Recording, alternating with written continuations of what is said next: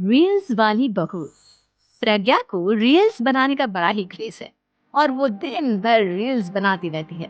खाते पीते घूमते फिरते घर में कॉलेज में रील्स बनाने के कारण प्रज्ञा पूरे कॉलेज में हाईलाइटेड है। जहाँ उसकी रील्स सभी को पसंद आते हैं, वहीं मनीषा चिंता में डूबी रहती है। एक रोज जब खाते हुए प्रज्ञा रील्स बना रही होती है, तब मनीषा कहती है, एक मिनट भी चैन नहीं है इस लड़की को। ये नहीं कि खाना तो आराम से खा ले, लेकिन नहीं, अरे थोड़ी देर रील्स नहीं बनाओगी तो आसमान नहीं टूट पड़ेगा। अरे मम्मी, इसी को तो कहते हैं डिटर्मिनेशन। तुम नहीं समझोगी ये सब। हे भगवान, इस लड़की को सद्बुद्धि दे। जब देखो तब टेढ़ा बाका मुंह बनाती रहती है। मनीषा की बात का प्रज्ञा पर जरा भी असर नहीं हुआ और वो खाते खाते रील्स बनाती रहती है। दिन बीतने लगते हैं और देखते देखते प्रज्ञा का कॉलेज भी हो जाता है। आए दिन मनीषा प्रज्ञा की शादी करवाने का सुझाव दी जाता है। सब ठीक ही कहते हैं, प्रज्ञा की शादी कर देनी चाहिए। अपने घर के कामकाज में व्यस्त हो जाए तो खुद ही ये रील्स और नाच गाना बंद हो जाएगा। मनीषा अपनी प्रज्ञा के लिए एक अच्छा लड़का ढूंढने लगती है और तभी विकी का रिश्ता प्रज्ञा के लिए आता है, जिससे प्रज्ञा को उसकी रील्स देखकर पसंद कर लिया था। अगले दिन विकी अपने माता पिता के साथ प्रज्ञा के घर पहुंच जाता है और प्रज्ञा साड़ी पहने हाथों में चाय की ट्रे लिए उनके सामने आती है। जब दीदी को पसंद है तो हमें भी बहू पसंद है। बहन जी, आप बारात की तैयारी कीजिए। एक बार लड़का लड़की अकेले में बात कर ले तो अच्छा रहेगा। हाँ हाँ, क्यों नहीं। मनीषा विकी को प्रज्ञा के कमरे में भेजती है, जहाँ प्रज्ञा पहले से ही रील्स बना रही होती है। तभी विकी कहता है, आ गए आपके साजन जी, हमारे साथ ये रील्स कंप्लीट कर दो तो और भी अच्छा रहता। अच्छा जी, आप आ ही गए हैं तो बना लीजिए आपके साथ। दोनों मिलकर रील्स बनाते हैं, जब भी मीट और तुरंत उस पे कर देते हैं। फिर विकी कहता है, जब आप साड़ी में चाय लेकर आए तब मुझे लगा कि कहीं मैं गलत घर में तो नहीं आ गया। आप सही है। दोनों की शादी पक्की हो जाती है और शादी के दिन भी प्रज्ञा रील्स बनाने से चुकती नहीं। यहाँ तक कि बारात के समय भी नाचते हुए रील्स बनाती है। सभी लोग प्रज्ञा की तारीफ की फूल बांध देते हैं और प्रज्ञा नाचती गाती अपनी ससुराल चली जाती है। सब कुछ अच्छा चल रहा होता है। प्रज्ञा यहाँ भी दिन भर हर चीज की रील्स बनाती रहती है, लेकिन कुछ दिनों के बाद जब सुनीता कहती है, बहू, ये रील्स के साथ साथ कुछ काम भी कर लिया करो। वैसे तुझे और क्या क्या बनाना आता है। मम्मी जी वैसे तो सब कहते हैं कि बस अच्छा बनाती हूँ। लेकिन मुझे लगता है कि मैगी अच्छा बना लेती। हाँ, कॉफी भी अच्छा बना लेती हूँ और दूध सबसे अच्छा बना लेती हूँ। अच्छा अच्छा। सुनीता अपना माथा पकड़ लेती है और कहती है, बबू, कुछ खाना बनाना भी सीख लेती।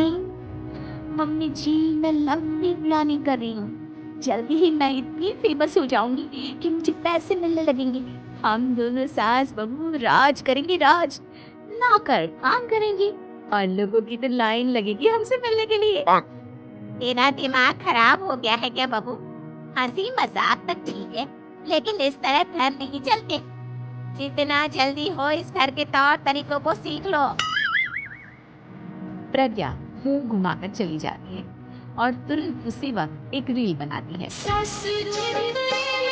ये देख सुनीता का गुस्सा सातवें आसमान पर चला जाता है और विक्की के घर आती ही सुनीता उसे सब कुछ बताती है। विक्की भी अब प्रज्ञा की इन हरकतों से परेशान हो जाता है। टेंशन मत लो मम्मा, मैं देखूंगी। विक्की कमरे में जाता है तो देखता है कि प्रज्ञा रील्स बना रही है। विक्की बड़े ही प्यार से प्रज्ञा से कहता है, प्रज्ञा, इन सब के लिए मैं तुम्हें मना नहीं करूँ, लेकिन फिर भी हर वक्त तो ये अच्छा नहीं लगता ना। समझने की कोशिश करो, मुझे भी तुम्हारा थोड़ा वक्त चाहिए। मैं जब ऑफिस से आता हूँ तो मुझे समय देने की जगह इसी में लगी रहती। तुम ज्यादा ही सोच रहे हो। तुम भी मेरे साथ रील्स बनाओ ना, तुम्हें भी बहुत अच्छा लगेगा। इज्जत से कोई बात समझ में नहीं आती क्या? दिमाग खराब हो गया है तुम्हारा इस चकाचौंध से। अगर तुमने अपना रवैया नहीं बदला तो मैं तुमसे दूर चला जाऊंगा। तुम भी रिश्ता दिख रहा है, मुझे लड़कों की कमी नहीं थी और ना आज है। विकी दरवाजा पटककर चला जाता है। धीरे धीरे विकी प्रज्ञा से दूर होता जाता है। एक रोज मनीषा प्रज्ञा के ससुराल उससे मिलने जाती है और सुनीता उससे कहती है, बहन जी, अब आई है तो कुछ दिन यहाँ रहकर जाइएगा, आप ही का घर है। हाँ मम्मी, बहुत दिन हो गए तुम्हारे साथ एक भी रील नहीं बनाई मैंने। प्रज्ञा तुरंत अपने फोन में रील्स ऑन कर ये सब मुझसे नहीं, मेरा ये बुत अभी तक नहीं उठा क्या? बहन जी आप कुछ कहती नहीं क्या इसे? जब आप ही कुछ नहीं कर पाई तो मैं कर ही क्या सकती, सास तो वैसे ही बदनाम है। शाम में करती लाइट चली जाती है और मनीषा प्रज्ञा से कहती है, मेरे घुटनों में बहुत दर्द हो रहा है, लाइट का कुछ इंतजाम करना बेटा। अच्छा, कैंडल जला देती हूँ मम्मा।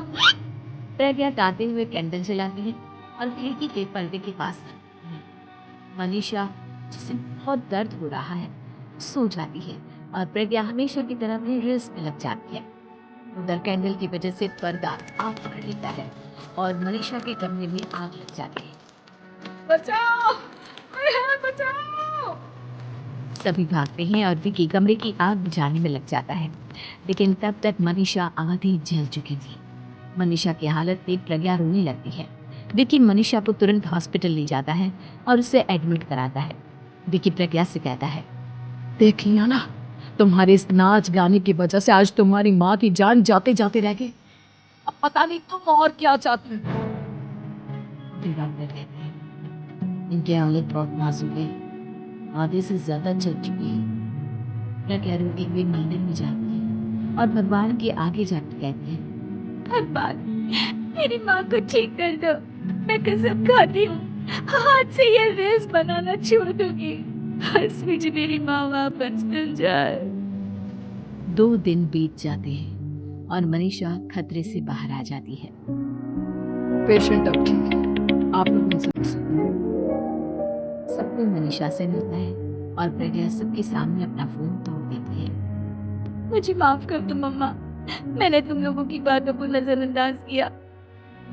बेटा, कोई भी चीज जरूरत से ज्यादा खराब है। मैंने तुम्हें रील्स बनाने से कभी मना नहीं किया, लेकिन हर वक्त एक ही चीज तो सही नहीं है। मैं समझ गई हूँ मम्मा, आई एम सॉरी। प्रज्ञा उस दिन से रील्स बनाना छोड़ देती है और पूरी तरह से अपने घर में लग जाती है।